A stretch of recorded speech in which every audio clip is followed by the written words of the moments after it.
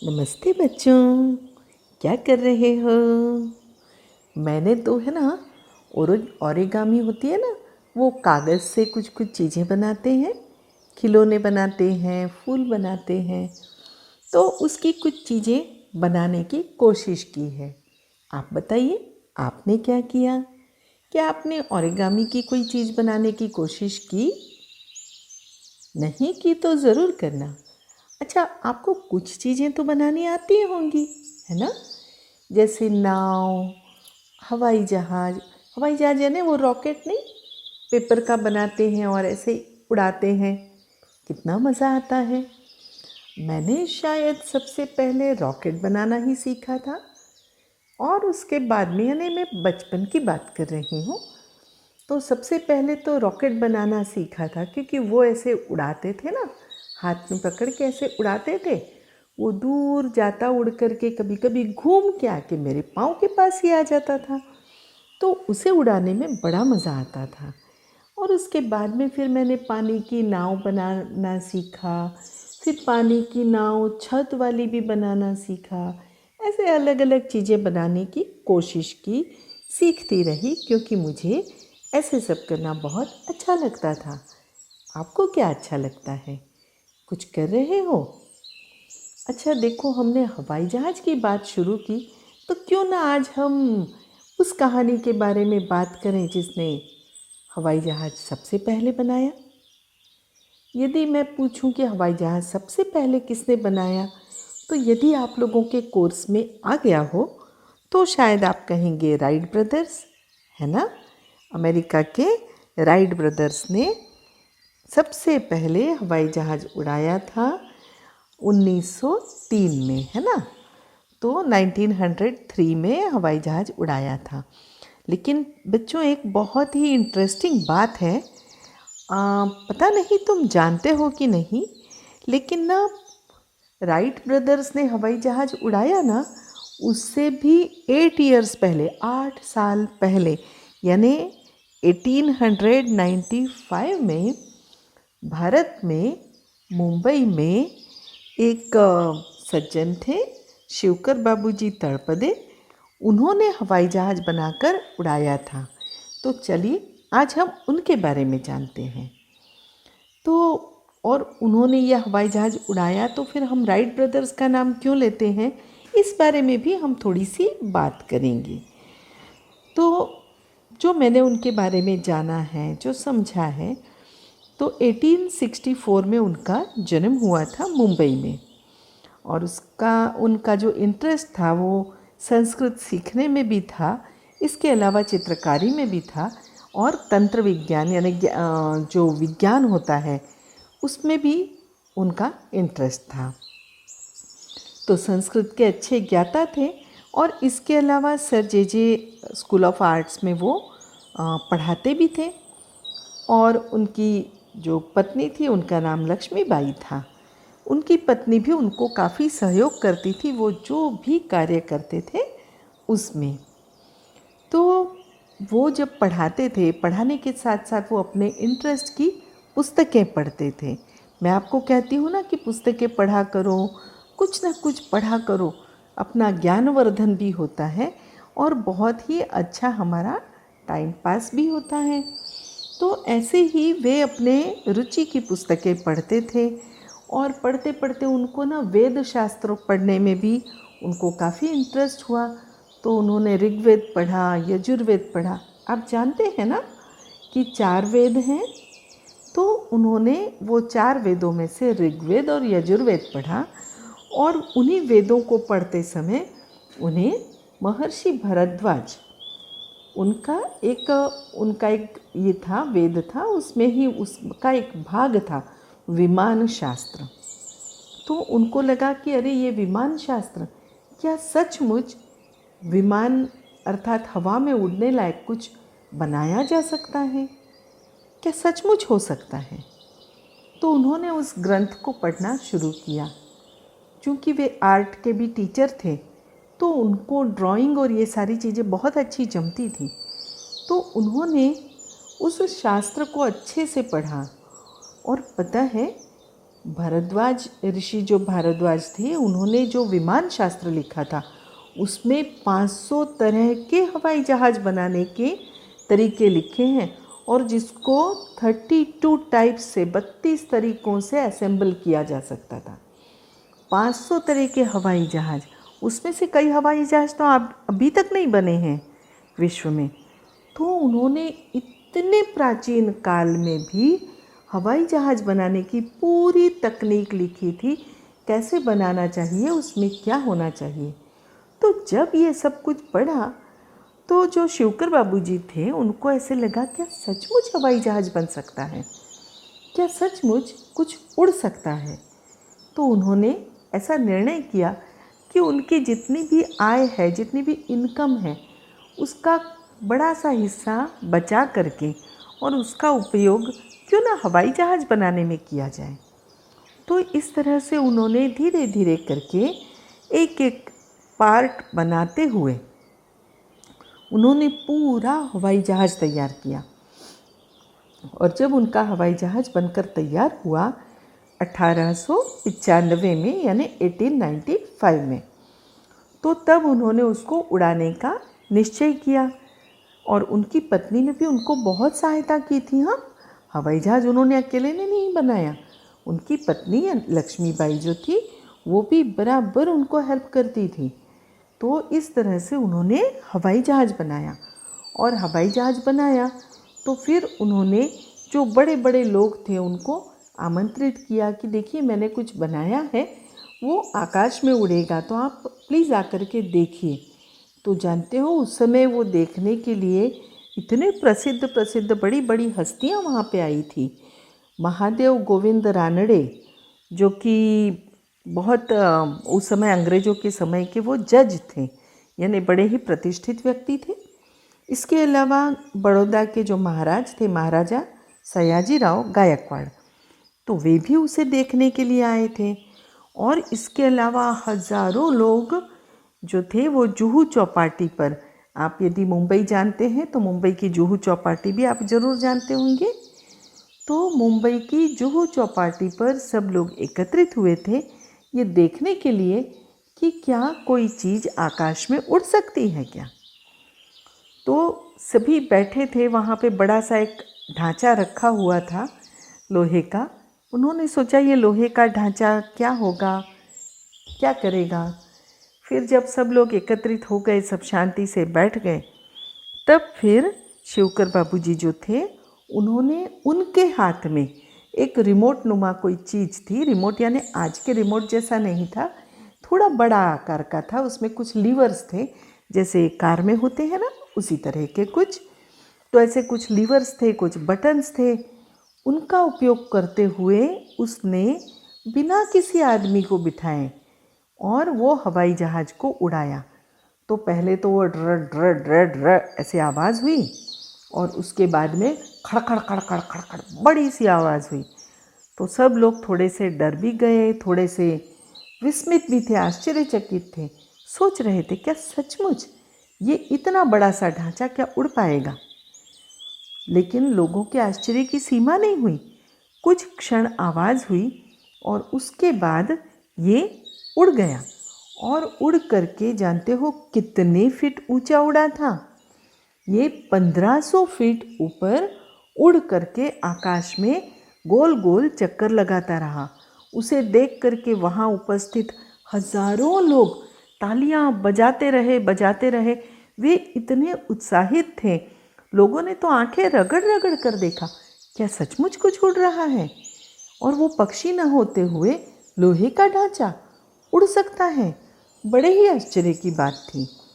और फिर कुछ चक्कर लगाने के बाद में फिर शिवकर बाबूजी ने और कुछ बटन दबाए, कुछ लीवर खींचे, तो वो धीरे धीरे आकर के वो ढांचा जो है वो ज़मीन पर सही ढंग से आकर उतर गया।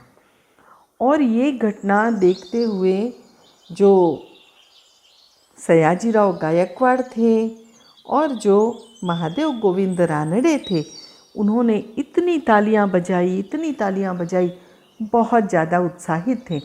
और उन्होंने उनसे कहा, यानी शिवकर बाबूजी से कहा कि आपको यदि आवश्यकता हो तो हम आपको ज़रूर आर्थिक सहायता भी कर सकते हैं। और शिवकर बाबूजी भी बड़े ही उत्साहित थे, क्योंकि वो और भी अलग अलग तरह के विमान बनाना चाहते थे। पर परेशानी क्या थी? पैसों की समस्या थी, क्योंकि वे तो एक साधारण शिक्षक थे।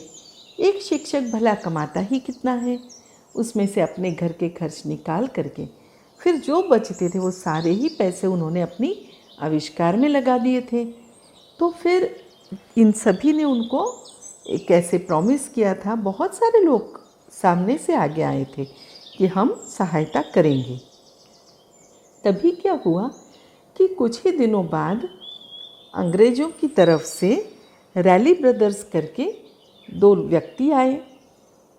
उन्होंने शिवकर बाबूजी से कहा कि तुमने बहुत ही अच्छी चीज़ बनाई है, ये जो तुमने हवाई जहाज़ बनाया है, तो हम चाहते हैं कि हम तुम्हारी सहायता करें और तुम्हारा नाम पूरी दुनिया में प्रसिद्ध हो जाए। तो तुम ये डिज़ाइंस हमें दे दो और ये डिज़ाइंस हमें दे दो, पूरी सारी चीज़ें दे दो, तो इसको ना हम और भी कितना आधुनिक किया जा सकता है और इसमें क्या किया जा सकता है वो देखेंगे, हम तुम्हारी आर्थिक सहायता भी करेंगे। शिवकर बाबूजी ठहरे बहुत ही भोले भाले व्यक्ति थे, दिल के बहुत साफ थे और कलाकार व्यक्ति थे। तो उन्होंने कुछ ऐसे सोचा ही नहीं कि कहीं हमारे साथ कुछ गलत भी हो सकता है। तो उन्होंने अपने बनाए पूरे जो डिज़ाइंस थे वो सारे डिज़ाइंस और सब कुछ रैली ब्रदर्स को दे दिए। रैली ब्रदर्स ने वो लिए और वो वहाँ यूके चले गए। वो तो ब्रिटेन के थे, वो वहाँ से यूके चले गए और यूनाइटेड किंगडम वहाँ जाने के बाद में उन्होंने भी शायद कोशिश की होगी या जो भी हुआ उसके बाद में ऐसे कहा जाता है, इसके पुष्ट प्रमाण तो नहीं है, लेकिन ऐसे कहा जाता है कि रैली ब्रदर्स के पास से ही राइट ब्रदर्स के पास में ये डिज़ाइंस पहुँचे और फिर उन्होंने इन डिज़ाइंस के ऊपर काम किया। चूँकि उनकी साइकिल रिपेयरिंग की दुकान थी, वो साइकिल को मॉडिफाई भी करते थे, तो इस तरह से उन्हें थोड़ा बहुत यंत्र ज्ञान था। तो इसलिए उन्होंने इन मशीनों को देख करके और फिर इसकी डिज़ाइन पर से उस तरह के डिज़ाइन ही बनाई और फिर 8 साल के बाद में, मतलब 1903 में उन्होंने हवाई जहाज़ बनाया और उड़ाया। अब चूँकि इनका जो था शिवकर बाबूजी की जो भी डिज़ाइन थी, जो भी उन्होंने किया था, उसका कोई साक्ष्य पुरावा था नहीं और उस समय हम गुलाम थे, यानी भारत एक गुलाम देश था, अंग्रेज़ों का गुलाम था। इस वजह से उस समय शिवकर बाबूजी कुछ भी नहीं कर पाए। उन्हीं के समक्ष, उन्हीं के सामने, उन्हीं के समय में उन्हीं के द्वारा की गई खोज को किसी और के नाम से पेटेंट करवा दिया गया या उनके नाम से का की घोषणा हो गई, पूरी दुनिया के न्यूज़पेपर्स में छप गया कि राइट ब्रदर्स ने हवाई जहाज़ उड़ाए। तो असल में जो हवाई जहाज़ उन्होंने उड़ाया था उसकी डिज़ाइन उनकी थी या किसी और की, वो तो हम नहीं कह सकते, किंतु ये अवश्य कह सकते हैं कि शिवकर बाबूजी ने उससे भी पहले, यानी शिवकर बाबूजी तड़पदे, इन्होंने 1895 में अर्थात राइट ब्रदर्स से 8 साल पहले हवाई जहाज़ का सफल परीक्षण किया था। और वो भी जानते हो, उन्होंने तो रिमोट वाला बनाया था। सोचिए, आज रिमोट की चीज़ें हैं, आज से कुछ वर्ष पहले बनी होंगी, लेकिन उन्होंने तो कितने साल पहले किया था। 1895 के बाद में 1995 भी चला गया। अभी तो हम 2020 में हैं, यानी 2020 का साल चल रहा है, यानी 125 साल पहले उन्होंने हवाई जहाज़ उड़ाया था। और दूसरी और एक महत्व की बात जो बेहद इंटरेस्टिंग है और तुम शायद नहीं जानते होंगे कि महर्षि भारद्वाज ने जो 500 तरह के हवाई जहाज़ बनाने की जो उसके अंदर पूरा दिया हुआ है, वो 500 तरह के हवाई जहाज़ में से कुछ तो एंटी ग्रेविटी हवाई जहाज़ हैं, यानी आज के हमारे भौतिकी के नियम, साइंस के नियम के अपोजिट जाते हैं। क्योंकि एंटी ग्रेविटी यानी ग्रेविटेशनल पावर जो धरती की ओर हर चीज़ को खींचती है, तो उससे अपोजिट साइड जाने वाली चीज़ बनाना या वो उससे अपोजिट तरफ फेंके, ऐसा कुछ बनाना, ऐसे भी उसके अंदर दिए गए हैं। लेकिन यदि उसे सचमुच आप जानना चाहते हो, पढ़ना चाहते हो, तो आपको सीखनी होगी संस्कृत, क्योंकि वे तो संस्कृत भाषा में हैं। और मेरा पूरा विश्वास है कि आप लोगों में से अवश्य कोई बहुत अच्छा संस्कृत का ज्ञाता बनेगा। और वो ये जो हवाई जहाज़ हैं जो भरद्वाज ऋषि ने, महर्षि भरद्वाज ने उनके ग्रंथ में लिखे हैं विमान शास्त्र में, तो उनको बना करके अवश्य देखेंगे। हमारे देश में मेरा ऐसा विश्वास है, मेरी ऐसी मान्यता है, ये मेरी मान्यता है कि हमारे देश में विमान तो बहुत काल पहले से था। ऐसे नहीं कि लोगों ने पक्षी के पंख लगाकर उड़े और उसको ही हवाई जहाज़ कह दिया, बल्कि जैसे हम कहते हैं रामायण, यदि रामायण आप लोगों ने सुनी होगी, पढ़ी होगी, तो आप जानते होंगे कि सीता का हरण कैसे हुआ था। सीता का हरण रावण ने किया था और वो विमान में किया था। और आप जानते हो रावण के पास विमान कहाँ से आया? रावण के पास विमान कोई उसके किसी साइंटिस्ट ने नहीं बनाया था। रावण का सगा भाई था कुबेर, और कुबेर जो था उसके पास बहुत सारा धन था, किंतु वो शरीर से दुर्बल था, शरीर से कुछ उसके हाथ पांव वो उतने सही तरीके से उपयोग नहीं कर पाता था। तो उसने कहीं भी आने जाने के लिए अपने लिए एक ऐसा हवाई जहाज़ बनवाया था कि जो हम कहें उन बातों को सुनकर वो विमान जो है वो उड़े। यानी आजकल कुछ मशीनें आई हैं ना कि जैसे इवन मोबाइल भी है कि मोबाइल को हम कहते हैं स्विच ऑफ हो जाए तो वो हो जाता है, या वॉशिंग मशीन्स भी ऐसी आई हैं कि जिसको हम कुछ ऑडियो ये देते हैं तो कमांड्स देते हैं और वो कमांड्स सुन करके उसके हिसाब से और वो मशीन काम करती है। तो सोचो इतने हजार साल पहले, राम का काल यानी तो 5000 साल से भी पुराना है, ईसा मसीह से भी 5000 साल पहले, तो 7000 साल पुराना है। 7000 साल पुराने काल में जब हवाई जहाज था, विमान था, तो फिर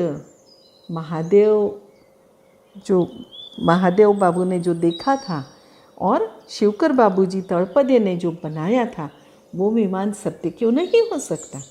अवश्य है। और जो महर्षि भरद्वाज ने विमान शास्त्र लिखा वो भी सत्य है। तो बच्चों, मैंने आपसे पहले भी कहा है, फिर कहती हूँ, ये सारी बातें सुनकर मैं तो बहुत रोमांचित हो जाती हूँ। मैं हमेशा महसूस करती हूँ कि हम सभी को कितने अच्छे जीन्स मिले हैं, है ना?